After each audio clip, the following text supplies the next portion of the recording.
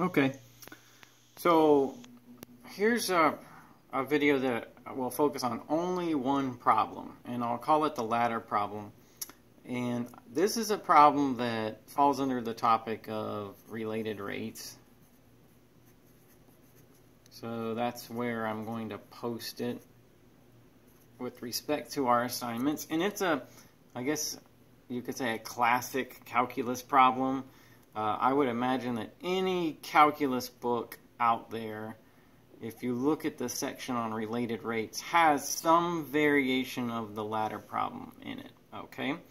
And the reason is because the scenario is pretty easy to understand. The scenario goes something like this. There's a wall, and then there's the ground, and they meet at 90 degrees, and there's a ladder leaning against the wall.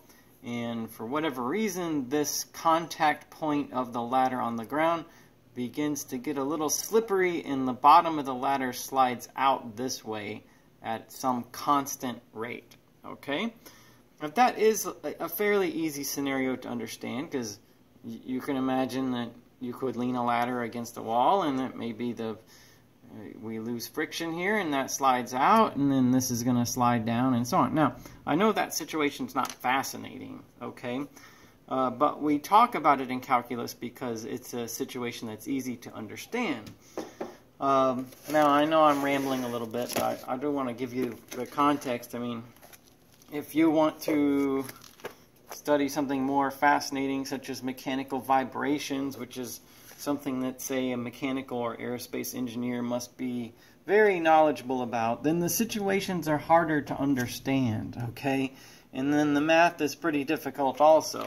At least here, this situation is easy to understand, all right? I'm not saying the math will be easy, but, you know, when I tell you we got a ladder leaning against the wall, you're probably not saying like, whoa, hold on a second, I don't get it, okay? All right, so that's the situation. A ladder leans against a wall. The base begins to slide out that way, and we're going to say that the rate that it slides that way is constant, okay? In this case, let's say that the ladder is 25 feet in length. The base slides out that way at 2 feet per second. And as a result, this point down here will slide down like that, okay? And the first question I want to ask you is, what's dy dt? Now, how would you interpret that?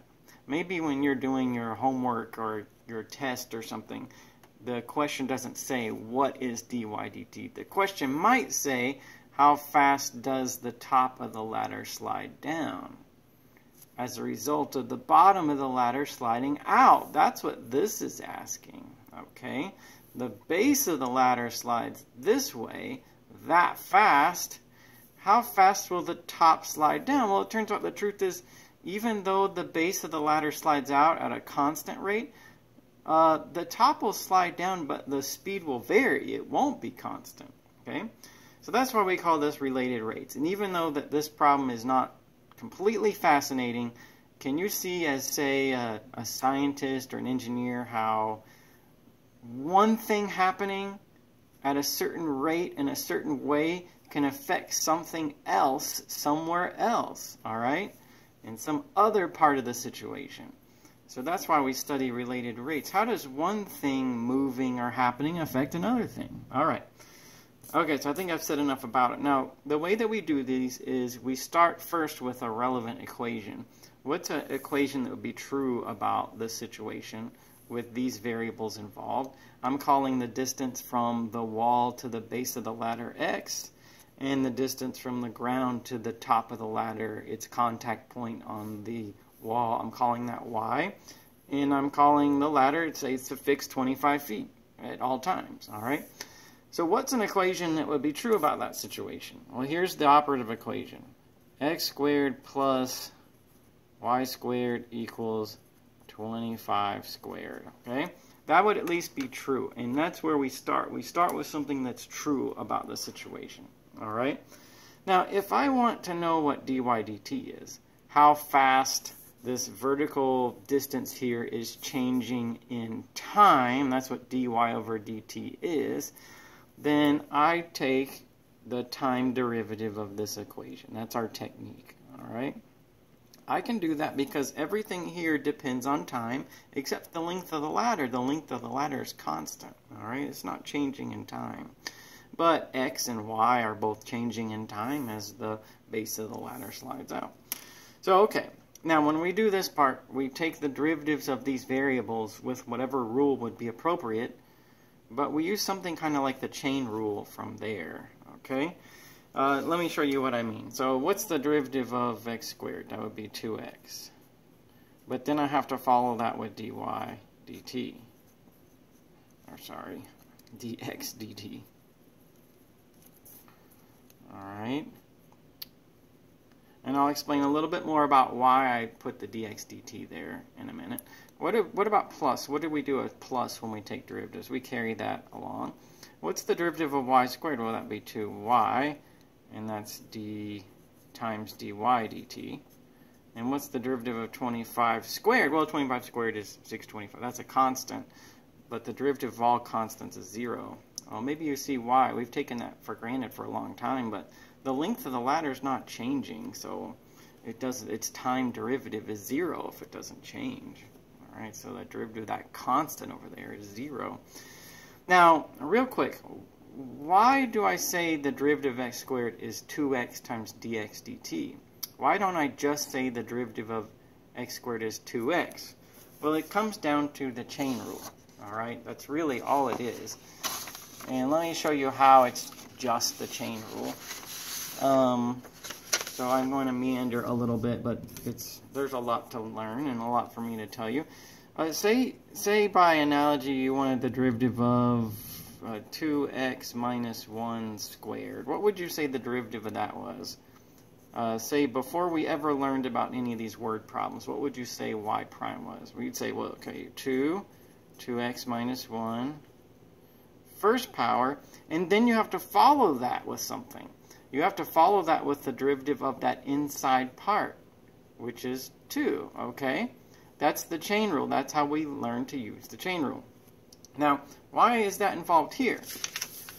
Why don't we just say the derivative of x squared is 2x? Well, because the x is not just a undefined variable. X is a function of time. See that measurement right there, x? It changes from moment to moment because the base of the ladder is sliding out that way. That's why we have to follow it. That's like the derivative of the inside. So the 2x is kind of like saying 2 times this to the first power. And then the dx dt is like saying that. So that's like the derivative of the outside. And then because x is a function of time, we have to follow that with the derivative of the inside. It's just a chain rule, okay? Now, if x was not a function of time, if it was just a variable with no context, we would just say the derivative was 2x, but that's not the case here. Same thing for y. Y is a function of time. So we say derivative of y squared is not 2y, but 2y times dy dt. All right, now that's the long story. Yep, you know, I mean, you can go on autopilot and just work the problems and not think about it, but I'd like for you to know the reasons. It would be the right thing for me to do. Now, we want dy dt, which is right here. I can solve for it. It's in my equation. But I've got a lot of other stuff I've got to figure out, okay? So the question was not just what dy dt was, because how fast that point moves down is going to vary, all right? It's not always going to be the same. So my condition is, how fast is the top of the ladder moving towards the ground when the base x is 15 feet out, all right? So in other words, here's what I know. I know that I've got 2 times 15. The value of the variable x is 15. What's dx dt? Dx dt, the change in x per unit of time. That's a rate. That's a speed. When you tell me that the base of the ladder slides outward at 2 feet per second, you're telling me dx dt is 2 feet per second. That's what a derivative is. It's the delta x over delta t, the change in x over change in t. That would be so many feet per second. So for me to say this gives me this mathematical equation, dx over dt is 2. So, all right, so then I got, well, that's 2 then. All right, what's y? Well, okay, you told me the base of the ladder was 15 feet out. I guess that's a different story for what y is. So let's think real quick about that.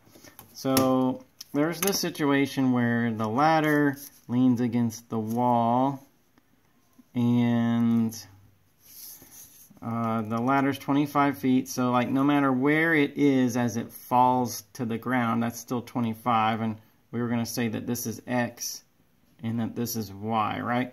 And it's a right triangle. So you say, well, x is 15. Okay, so this is 15. So what's y? We need to know the y apparently. You see how that says 2y? What is y? Y is this distance right here. So I need to, under these conditions, that the base is 15 and the hypotenuse is 25, I need to find y. But we have a way to do that. Pythagorean theorem. 15 squared plus y squared is 25 squared. Which is just really this. That's the Pythagorean theorem. That's the operative equation for the situation. So if you solve this for y, given that we do in fact need to know what y is, then I'm going to get 25 squared minus 15 squared. And I'll take the square root of that, and I'll get, so that's square root of 400. So that's 20. Okay, so y is 20. If that's 15 feet and this is 25 feet, that's 20 feet, okay? So there's what our triangle looks like at this moment right here.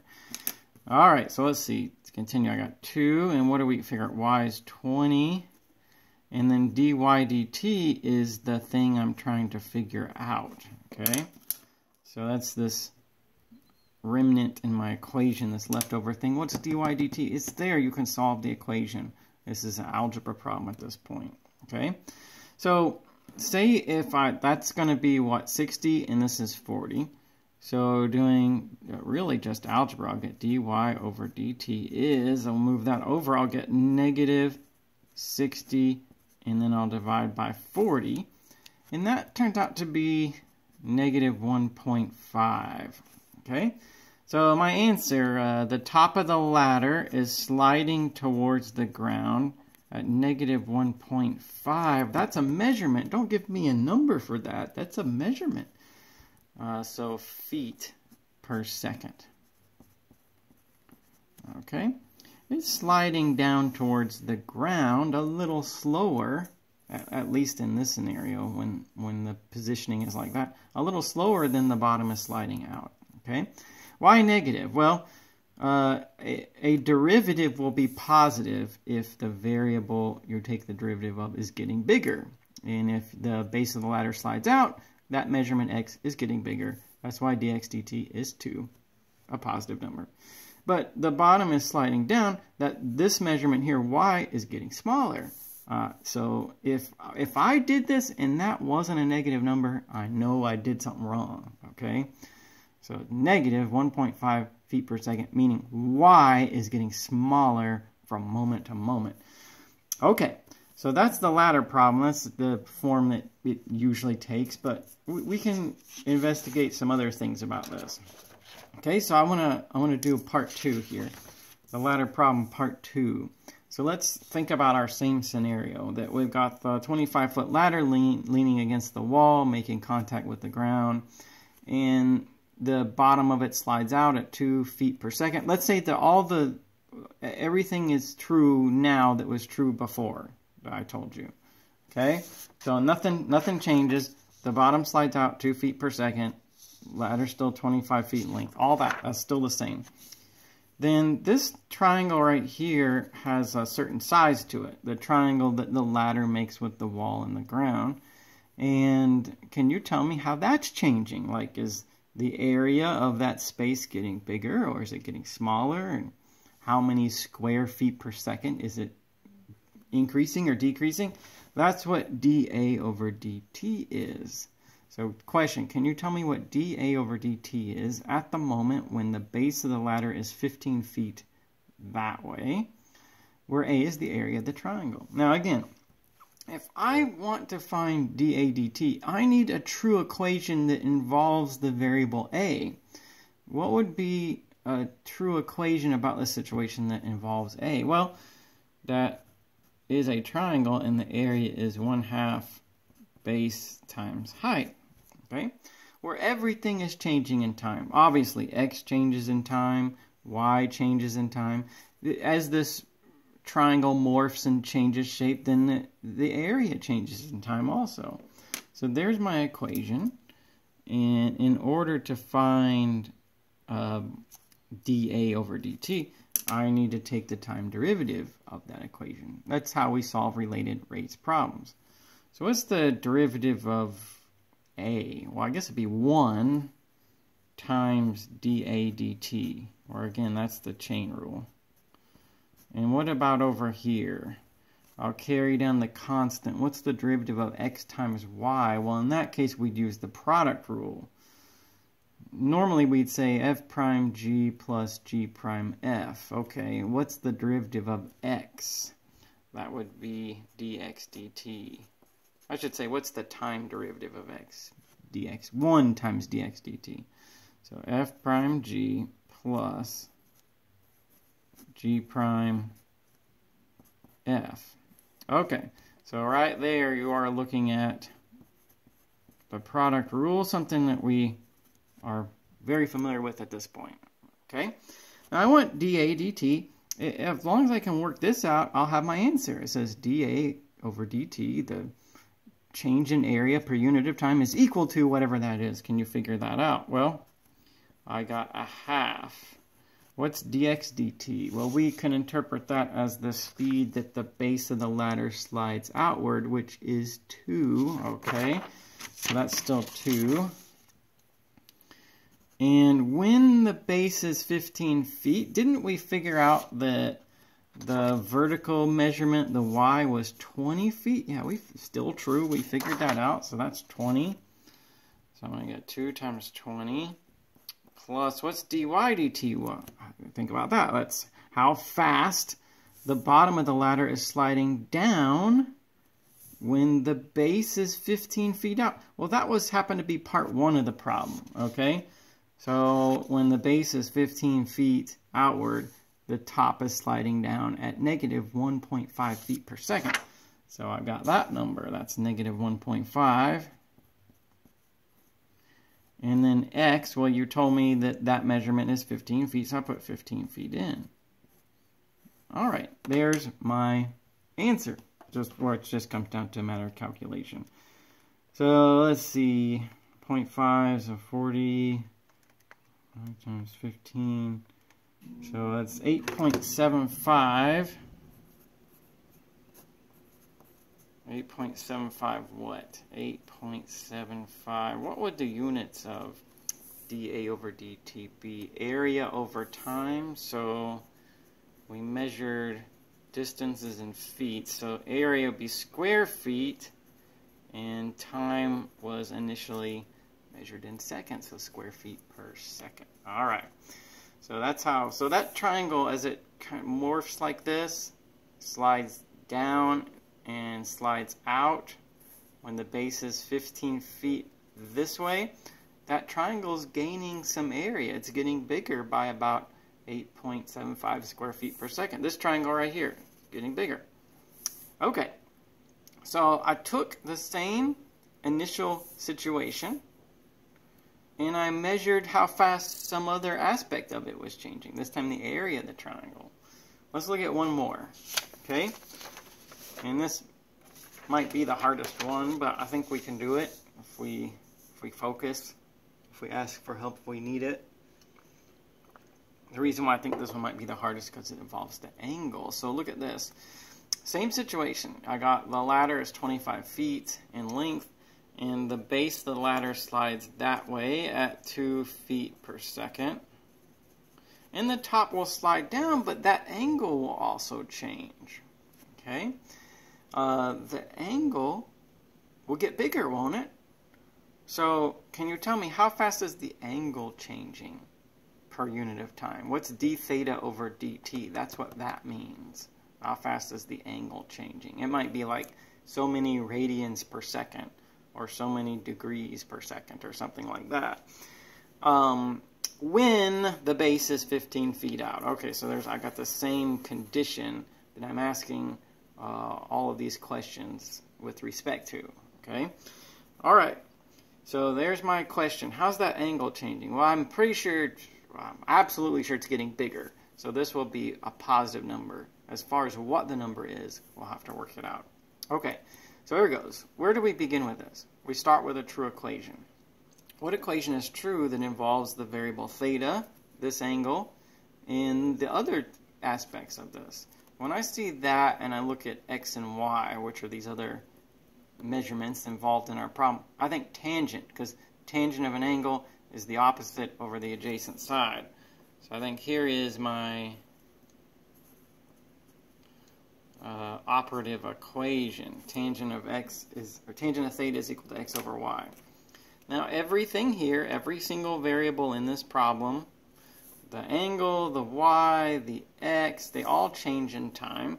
So I take the time derivative of that, just like in the other parts of this problem that I've done and in other related rates problems that I've showed you. So let's go, we'll take the derivative with whatever the rules are that apply. First, what's the derivative of tangent theta? That would be secant squared theta. So are we done? What about the theta? It's like we're using the chain rule here. So there's the outer derivative. Now what's the derivative of theta? Well, it's as theta changes in time, we'll just have to say d theta dt. This is just the chain rule. That's the outer derivative, you could say, and that's the derivative of the inside. All right? All right, what about this other side? How do you take the derivative of x over y? Well, for that we have another rule, quotient rule. F prime g minus g prime f g squared. There's how the quotient rule plays out. Why don't we say the derivative of x is 1?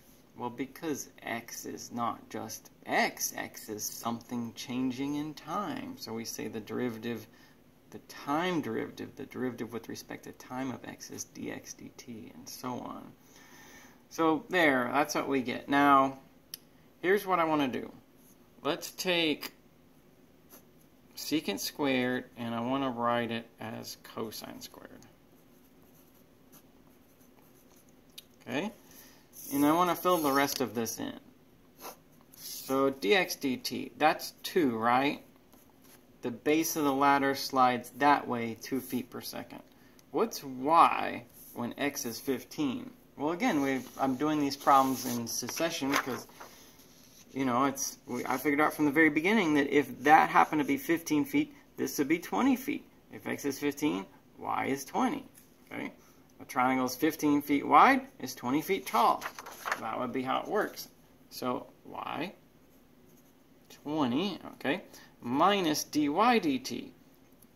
That's also something we figured out. What do you think of when you see dy dt? That's how fast the top of the ladder is sliding down. Yes, we did figure that out under the condition that x was 15 feet. So the number we got was negative 1.5. So there's f prime g minus g prime. G prime was negative x. Okay, so you're telling me that the base happens to be 15 feet, so I put 15. Y squared, so that's going to be 20 squared. Can you agree that I got all my numbers in? Now, 2 things here. How about this? I want d theta dt. So it'd be a matter of isolating d theta dt right there. So I'll multiply cosine squared over here. Okay? Times that number, whatever that is. And so let me just tell you so we can proceed from there. So that's 40 minus, or in our case, plus 1.5 times 15. All right, so this whole number right in there, that entire quotient rule, that happens to be 0.15625, okay? Now, it looks like we have our answer. I wanted to know d theta dt. How fast is this angle changing? All right? Okay. I got that. I was able to figure all this out. I'd never figured out what cosine of theta squared is, though. Okay? So how can we figure that out? Well, what's cosine? What does cosine mean? Like, what's theta and what's cosine theta? Well, theta is this angle right here. And that being an angle in this right triangle, cosine is adjacent over hypotenuse. Okay. So if x is 15 feet, then we're looking at this broader situation. Or I could say, like, this is 15 and this is 20, right? Yeah, we figured that out. And this is 25. And then here was that angle theta. So cosine of that angle adjacent over hypotenuse, right? So what's the cosine of that angle?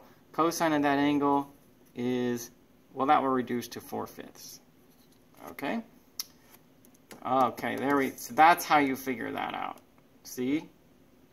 You go back to when you learned what cosine was. You had a triangle, you had the angle, you had the sides. Cosine was, you just measure everything, and it's adjacent over hypotenuse. Okay, so here will be my answer.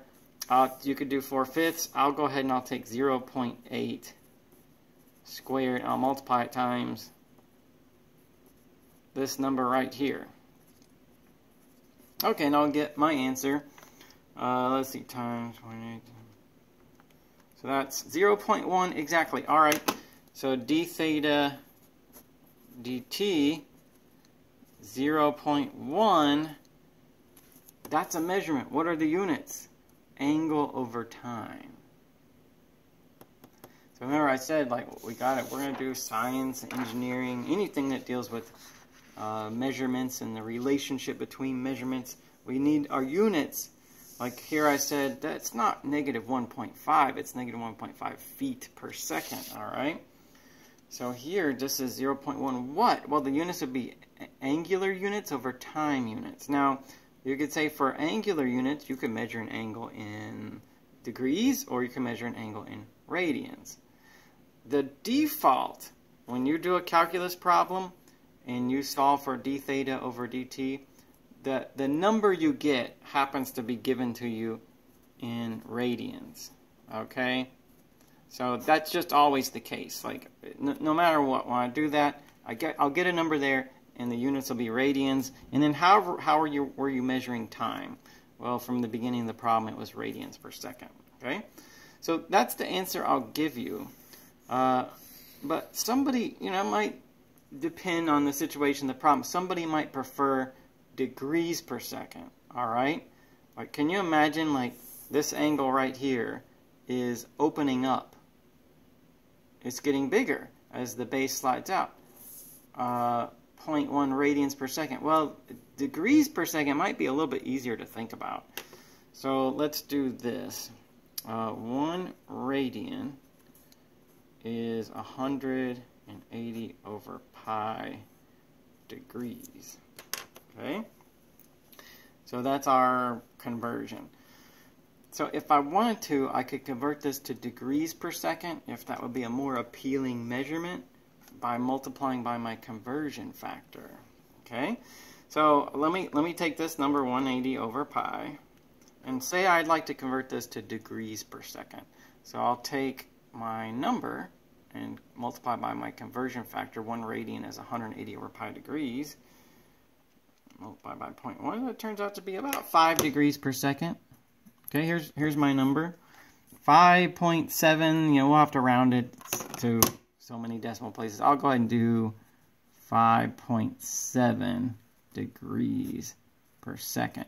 Now, the answer you give would depend on the units that you're being asked for. If the question specifies radians per second, okay, 0.1 radians per second. If it specifies degrees per second, then we'll have to do that conversion out of our default here. But, all right, it's not so bad, 5.7 degrees per second. Yeah, so you can imagine it's like slides out like that. That angle's opening up a little bit. It's getting bigger, this is positive, so therefore theta is getting bigger in time, about, almost 6 degrees per second, all right?